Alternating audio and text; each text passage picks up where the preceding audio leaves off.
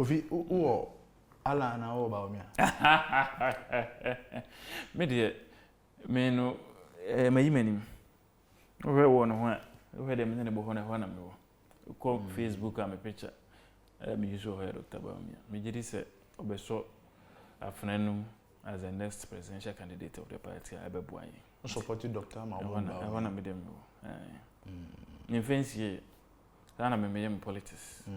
I'm a party person. I have the right to declare who I support. But I won't say along Chairman Timbet Miamwa.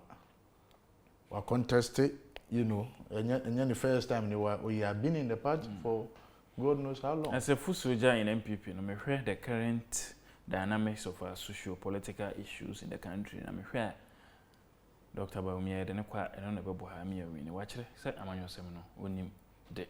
Okasa Ghana nyina ba bia yedi wa kire se technically we competent in digitization and other interventions on mpani na na kwa for the share nisa kwan wa fa so edi animu ahwe atoto bibia kire se akonwa no ebedi ho a obetimi asiesi oman no ama ba bia na edi edu no no so edi akọ the next level ama yetimi grow aba ye developed country.